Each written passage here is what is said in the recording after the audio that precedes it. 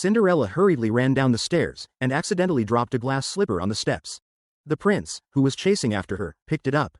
In order to find Cinderella, the prince had all the women in the country try on the glass slipper. Many people made fools of themselves trying to wear it, dreaming of instant success. Today, I'm going to tell you a fairy tale that everyone is familiar with, Cinderella. Ella had a happy and fulfilling family from a young age. She lived in a beautiful castle where all the little animals were her friends. Her mother was young, beautiful, and understanding. Her father was a successful businessman. Every time he went out on business, he would bring Ella different gifts. Everything seemed perfect, but then one day, tragedy struck. Her mother suddenly fell seriously ill and passed away shortly after. In the blink of an eye, 10 years went by. Ella had grown into a graceful young lady. Her father also began to pursue his own happiness and found a stepmother for Ella, along with 2 big burdens. As soon as they entered the castle, the 2 burdens complained about the outdated facilities and were dissatisfied with everything. The stepmother even started scheming at home. Not long after, her father went out on business again. As soon as he left, the stepmother showed her true colors, letting the 2 burdens take over Ella's room and banishing her to the attic. There, besides some clutter, she only had a few mice for company. The stepmother hired tutors for the 2 burdens, providing them with singing, piano, and painting lessons. Meanwhile, Ella could only do housework nonstop. However, misfortune struck again. Her father contracted a serious illness on the road and passed away on his way home. The stepmother became even more ruthless, dismissing all the servants and turning Ella into their slave. She had endless work to do every day and only ate leftovers from the night before. Soon, the once elegant and beautiful young lady became a sooty little girl. The burdens gave her a fitting name, Cinderella, and demanded she not eat at the table. Ella was heartbroken, so she rode her horse into the forest to vent her feelings and encountered a panicked deer. Seeing hunters approaching, she urged the deer to leave quickly and pretended her horse was startled, chasing after it. The hunter was actually the prince of the kingdom. The prince was deeply attracted to Ella's sweet appearance and kind heart. Ella was also taken by the handsome prince. However, she didn't know the prince's identity. After returning, the prince couldn't stop thinking about Ella, but he didn't know who she was, so he discussed it with the king. A grand ball is being held, and all the unmarried girls in the country can attend. She can take the opportunity to choose a princess. Ella was very happy to hear the news. The man she met in the forest will definitely go, and then they can meet again. The stepmother and the stepsisters were even more excited, feeling as if they were already princesses. The stepmother hired a tailor to make a fancy dress for the stepsisters, but not for Ella. To attend the ball, Ella had to sew one herself. Soon, the time for the ball arrived. Ella walked downstairs in her homemade dress. Afraid she would outshine her daughters, the stepmother tore Ella's dress and threatened her to stay home and not attend the ball. Watching the carriage leave, Ella began to cry sadly. As Cinderella was crying, an old woman suddenly appeared behind her. She wanted to ask for some food. Despite being very upset, Cinderella brought the old woman a bowl of milk. Touched by her kindness, the old woman turned into a fairy.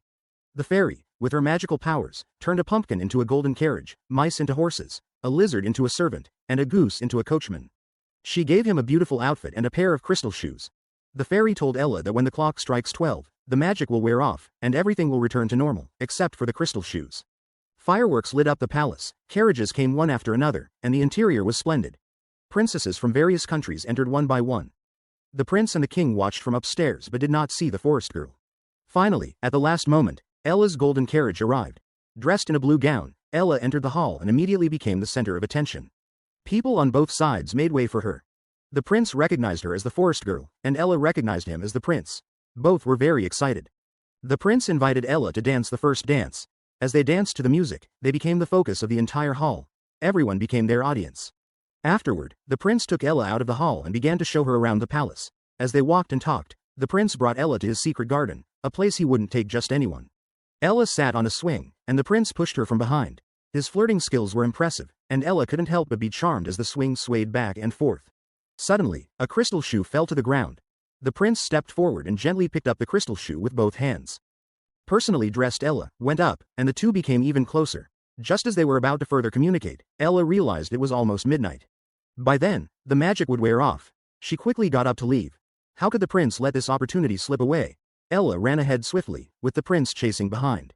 As Ella was running down the steps, she accidentally lost a shoe. Just as she was about to go back to pick it up, the prince had already caught up. Seeing the prince above, Ella didn't have time to pick up the shoe. She took the other one and ran to the carriage. The coachman quickly drove the carriage away. The prince picked up the glass slipper. He intended to chase on horseback, but the duke felt it might be a trap and told the prince to wait for news. He went to bring the girl back. The duke chased on horseback. The goose could only speed up.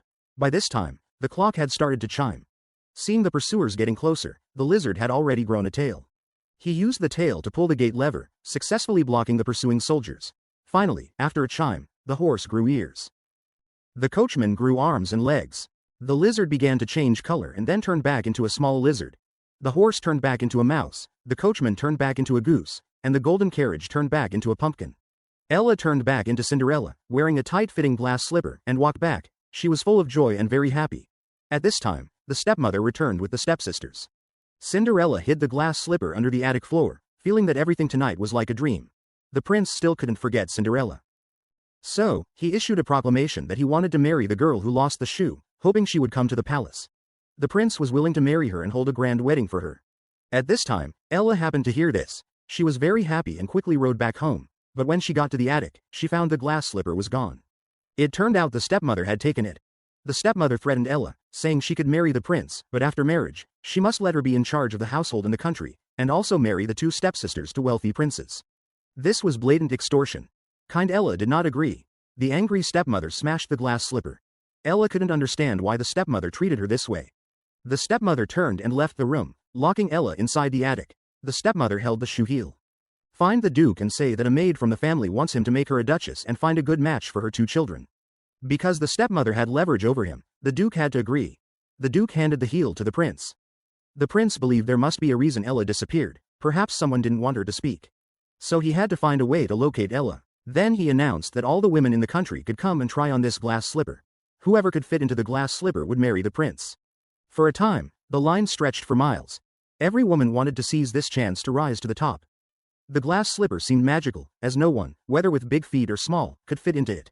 Then they took the glass slipper and searched all over the country. Whether it was women with severe foot problems or homeless women on the street, whether black-skinned women or old ladies, none could fit. Then they arrived at Ella's castle and had the two children try it on. The older child said the glass slipper had shrunk. No matter how hard he tried, even squeezing the big black dog, he couldn't fit into it. The younger child couldn't stand it anymore and pushed the older one. But even with a red face and strained neck, he couldn't fit into the glass slipper. As the Duke was about to leave, Ella's singing from upstairs caught his attention. The stepmother denied there was anyone upstairs. The prince took off his soldier's uniform, revealing he had disguised himself to blend in. The prince requested the person upstairs to come down and try the shoe. He personally helped her try it on. Ella easily slipped it on, and it fit perfectly. The prince took Ella's hand and walked out of the castle. The stepmother and the children were too embarrassed to stay. Soon after, they moved out of the kingdom. The prince and Ella held a grand wedding, and people from all over the country came to bless them. From then on, the prince and Ella lived a shamelessly happy life. The movie Cinderella ends here. This movie tells us that Cinderella will one day become a swan, provided she's lucky enough. Alright, if you want to see more great movie reviews, please follow me. Yeah!